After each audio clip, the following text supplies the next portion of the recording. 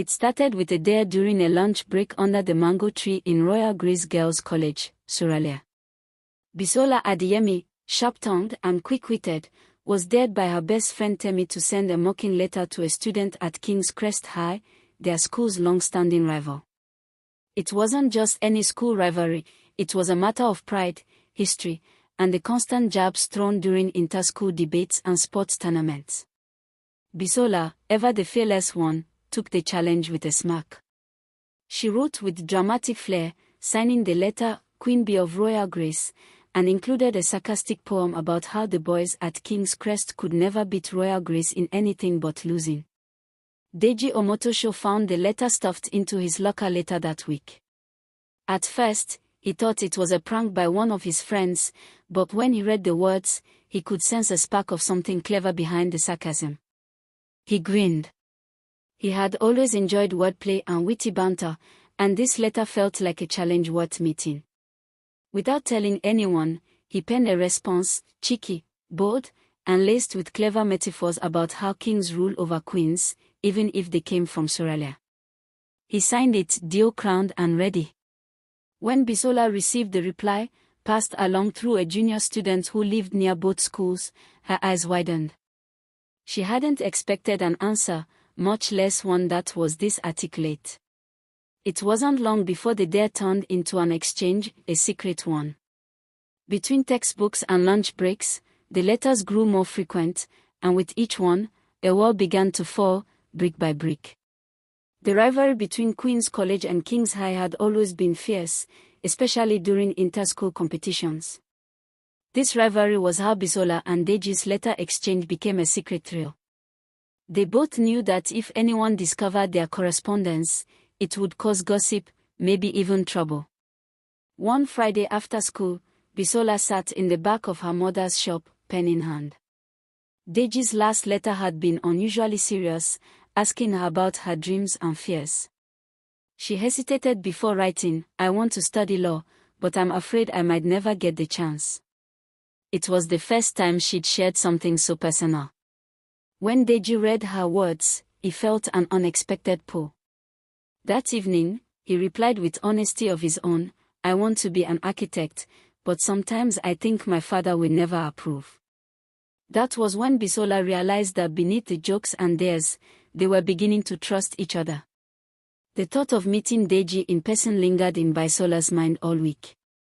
She imagined what he might look like beyond the neat handwriting and the small doodles in his letters. Her friends at Queen's College talked endlessly about King's High boys, describing them as arrogant or showy. But in her heart, Bisola knew Deji was different. On Wednesday afternoon, another letter arrived. This one was shorter, but the words carried weight. Saturday. The old bookshop near Marina. Noon. Bisola read it over and over, wondering if she was really brave enough to go. She tucked it into her school notebook, careful not to let her friends see. Saturday came faster than she expected. She wore a simple yellow dress, hoping she didn't look like she was trying too hard. The old bookshop smelled of dust and ink, the kind of place that seemed frozen in time. She waited, her heart pounding with every creak of the wooden floorboards. Then she saw him. Deji was taller than she imagined, with kind eyes that seemed to study her the same way she was studying him. For a moment, neither of them spoke. The air between them was thick with the strangeness of meeting someone who had already read your deepest thoughts. When they finally spoke, it wasn't awkward, it was like slipping into the rhythm of their letters. They laughed about their teachers, argued over which jollof rice was better, and shared stories they had never told anyone else. By the time they parted, Bisola knew this was the start of something neither rivalry nor distance could erase. The days after their meeting felt different. Bisola noticed how much faster her heart raced when she saw a new envelope in her school bag. Their letters now carried an extra spark, small references to the way Deji's smile tilted, or how Bisola's laughter had made the old bookshop feel alive. But their friendship wasn't without risk. During break time one afternoon, Bisola's seatmate, Funmi, spotted a corner of a folded paper sticking out from her notebook. "Who's this from?" Fumi teased, trying to grab it. Bisola shoved it quickly into her bag, laughing it off. But inside, she was shaken. If anyone found out, rumors would spread like wildfire. Meanwhile, Deji had his own troubles. His best friend, Tand, noticed how often he lingered by the school gate after classes. "You're acting suspicious," Tand said. Deji brushed it off, but the truth was, he didn't know how long they could keep this secret. The rivalry between their schools wasn't just fun and games, it was deep-rooted, fueled by years of competition and pride. One Friday evening, Bisola received a letter that made her sit still for a long time. Deji wrote, "I'm thinking about applying for a scholarship overseas. My dad says it's my best chance. But if I go, I don't know what will happen to us." For the first time, Bisola felt a sharp twist of fear. She had always thought of their connection as unshakable, but now she wondered if distance might turn their letters into memories. She picked up her pen, unsure of how to answer. Bisola's reply to Deji's letter took longer than usual. She started it 3 different times, each draft feeling too light or too heavy. In the end, she wrote honestly, "I want you to chase your dreams. But I also don't want to lose you. Maybe we can find a way to have both." When Deji read her words, he felt the warmth of her belief in him.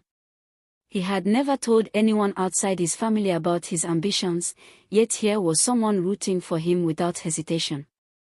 It made him want to work harder, not just for himself, but for the possibility of keeping her in his life.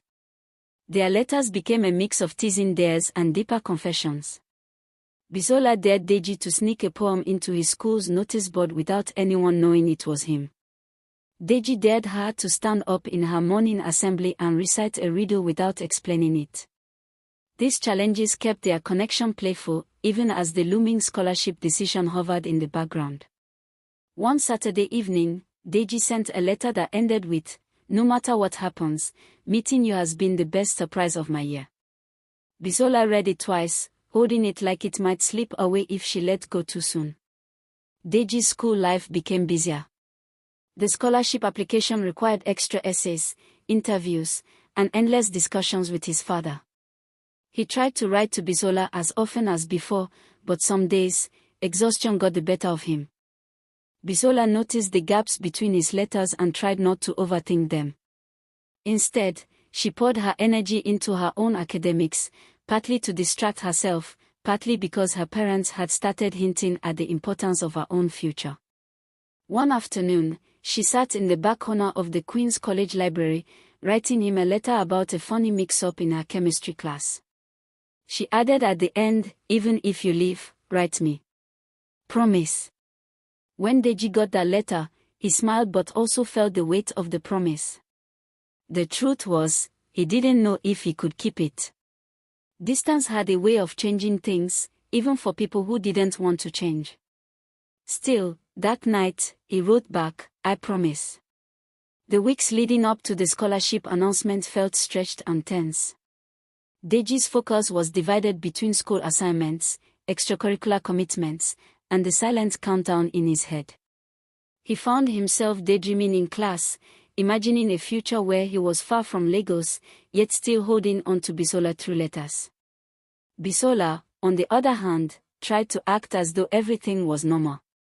But every time she opened her locker to find a folded envelope, she wondered if it would be the last before the news came. She didn't dare ask him for updates, it felt like pressing too hard on a wound that hadn't formed yet. One Wednesday, after a long day of exams, Bisola found a letter tucked into her literature notebook. It was short but made her cheeks warm. "If I get this scholarship, I'll take a piece of Lagos with me, you." That night, she lay in bed, staring at the ceiling, her heart caught between pride and dread. The scholarship results came in the following Monday. Deji had been chosen. He sat in the principal's office as the announcement was made, his classmates cheering and clapping him on the back. But underneath the celebration, he felt a hollow ache. The first thing he did when he got home was write to Bisola. He didn't dress it up or try to soften the truth. I got it. I'll be leaving in 3 months. When Bisola read the letter, her throat tightened.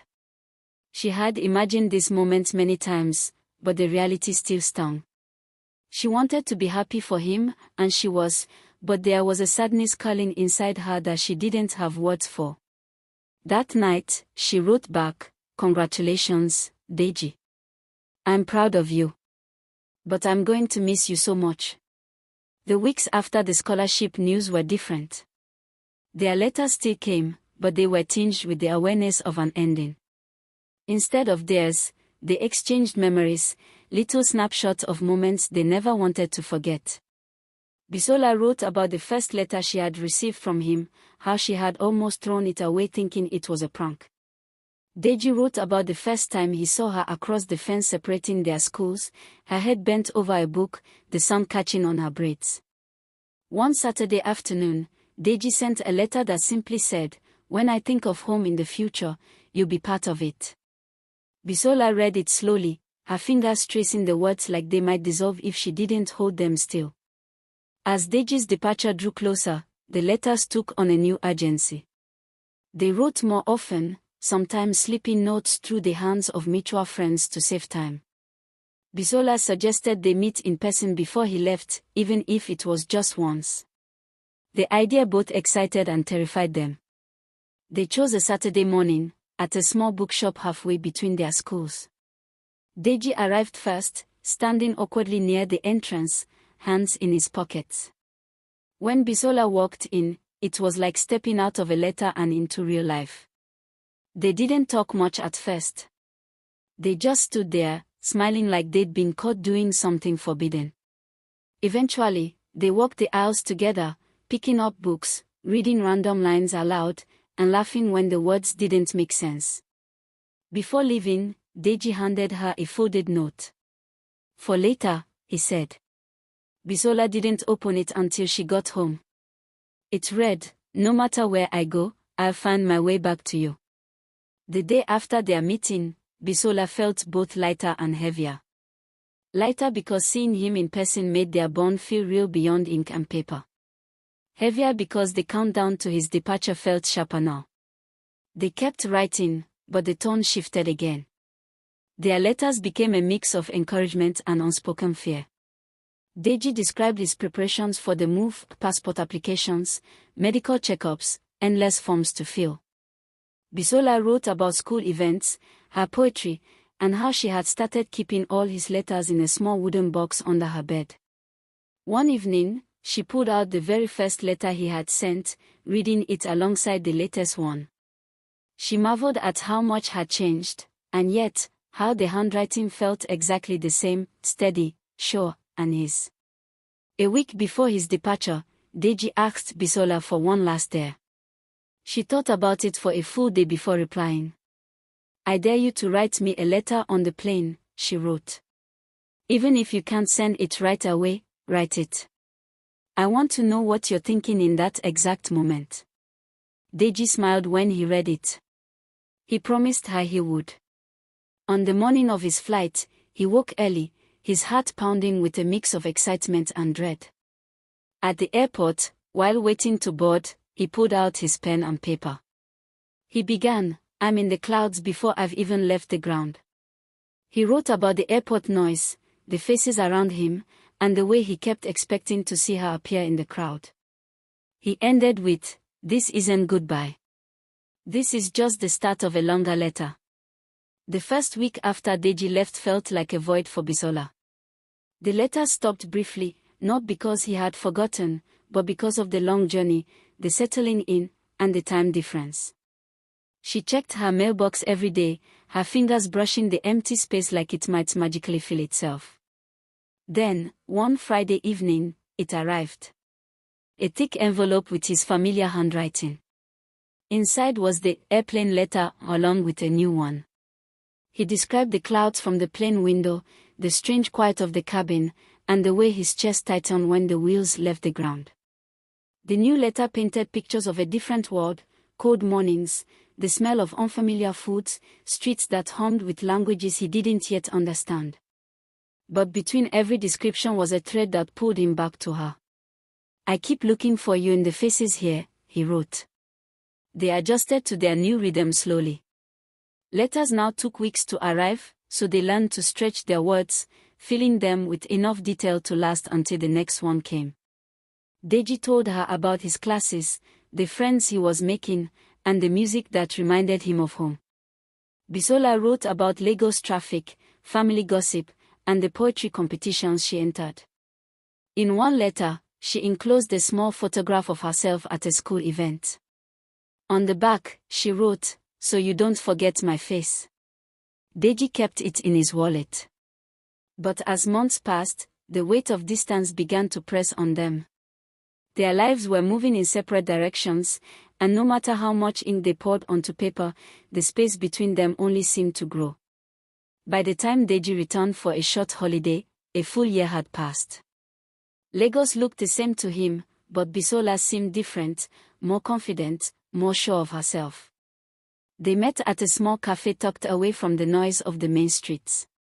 There was an awkwardness at first, like they were relearning each other in person. But it dissolved after a few minutes, replaced by laughter, shared memories, and the quiet comfort of knowing they had both kept the thread alive. Deji handed her a small bundle wrapped in brown paper.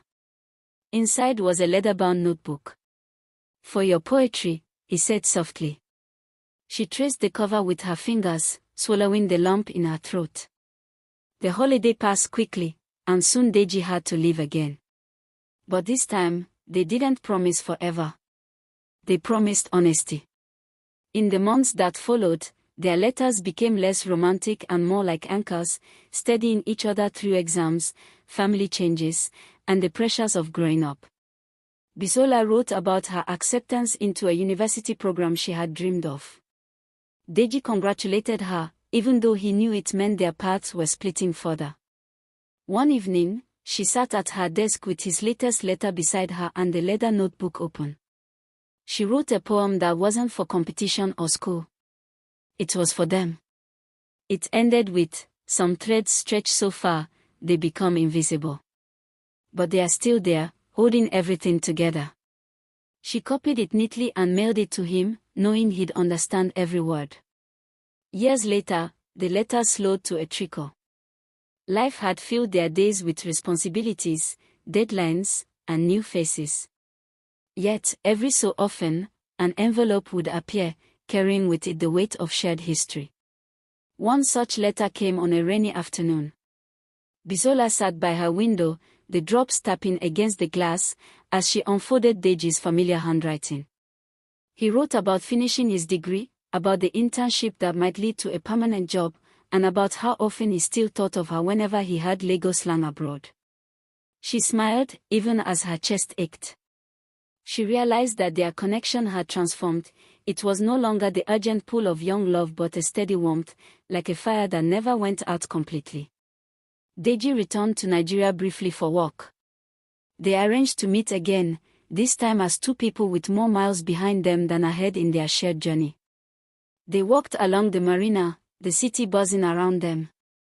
Conversation flowed easily, but it was layered with the unspoken acknowledgement that they were no longer the same teenagers who once traded theirs and secrets on paper. Before they parted, Deji handed her one last envelope. "Don't open it now," he said. "Read it when you're home."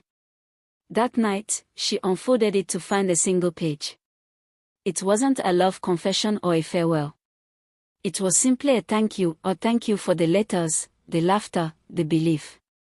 At the bottom, he had written, "You were my first home."